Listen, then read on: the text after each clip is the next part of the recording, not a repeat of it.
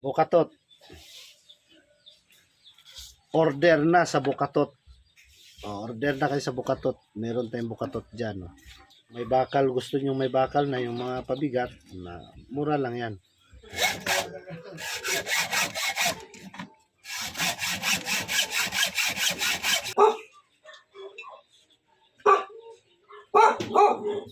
Ito yung Bukatot natin sa ginagamit natin sa dagat para sa bakasi.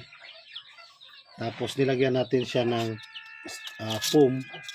Pero kung meron kayong kahoy na pwede nyo sukatan dito, pwede nyo sukatan yan na masibo dito kasi ito kasi lumulutang to eh. Ngayon ako naghahanap ako ng kahoy na para dito. Ito yung loob niya. Ngayon gagawin ko dito yung pinutol natin kahapon na yung bakal natin na ito yung bakal. Ito yung bakal na pinutol natin kahapon. Ayan. Pinutol ko ganito kahaba kasi ito ang gagawin nating pabigat para di siya lulutang pag nilagay mo dun sa ilalim. Ito naman yung yung parang pataw dun sa taas. Tapos, ang gagawin natin dito, magiging forma niya. Ito yung magiging forma nyo. So, tingnan nyo lang ha. Tapos, ito yung parang bunganga niya. May to rito, yung parang pasukan sa loob. Tapos, yung forma niya sa loob, yung ganito. Ako nakaklaro nyo, yan. Yan. Pag dito sila nadaan, ito nadaan, yan. Bali hindi na sila makakalabas. Ngayon ang gagawin natin dito, ito yung gagawin natin parang pabigat. Ito yung ginagawa ko kasi pag naglagay kami doon sa dagat na lutang, tatlo lang, pwede na tatlo ilagay natin dito para hindi siya lumutang. Ganito yung gawin natin. Try natin ha. Pang bakasi to, bakasi. Meron naman tayong ginagawa yung isang klase din sa ganitong bubo. Tinatawag sa atin itong Bukatot. Gagawin natin dito yung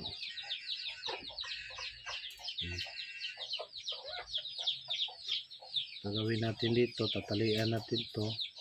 Dito natin ilagay siya dito. Natin kung kaya ba.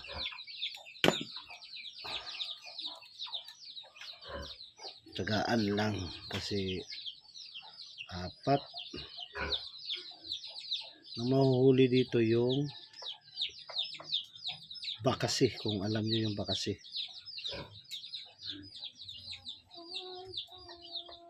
Tapos ilalagay natin to dito. Tapos hilain natin yung yan.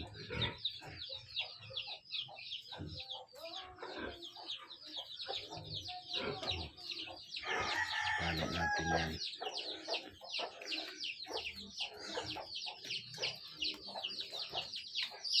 Mas maganda, may matibay yung dito, yung mataba na nylon. Pero hindi na siguro to. Ito yun, dito natin nilagay yan. May butterfly dyan eh. Asa? So, sa iyo na kagaminan. Amo ba? Amo ba? Nadyo'y good news taon nga moabot ba? May blessing nga moabot ba? Kalian pa natin to. Ito yung forma nga dalo. Ito yung pasukan.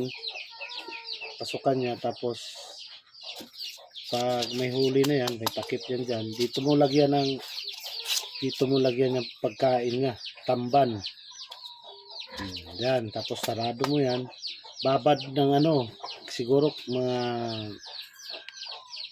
20 minutes o 15 minutes, depende sa lugar ninyo kung marami. Tapos pag kasi ito nalutang na to, lalagyan natin to para paglagay Malalaman mo yan, pag angat mo rito, maingay yung sa loob. Alam natin kung may laman na. Ito yung tinatawag nating bukatot. Oh. Yan yung bukatot. Gagawa tayo ng content dito yung kung paano namin ilagay ito, kung paano tayo nakakahuli dito. Kaya subaybayan nyo yung ano natin dito. Lagay. Okay. Ang gagawin ko dito, ilalagay ko rito lang. Dito banda. Kunin muna natin to. Yung styro, yung panakip nyo, kung pwede kahoy yung ilagay ninyo. Para di siya lulutang pa yung ano. Tapos lagay natin dito, siksik. Siksik natin dyan. Ayan.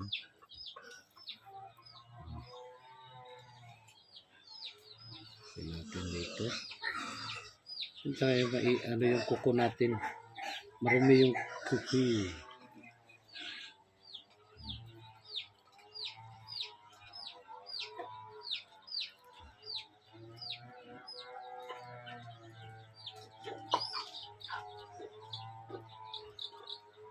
Sinsuri sa taas.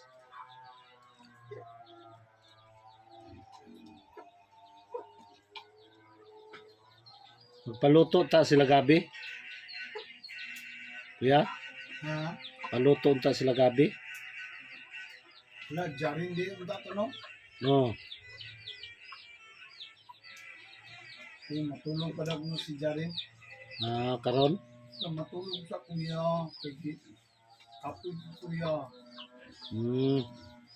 Paluto din siya. Ang gabi mo guna iyahang duty di ay. Gabi ang tumuntag na. Online no, online.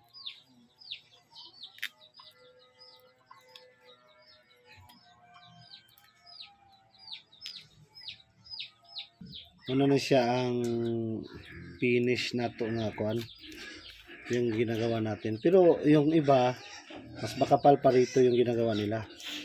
Pero sa atin tatlo kasi dito, tapos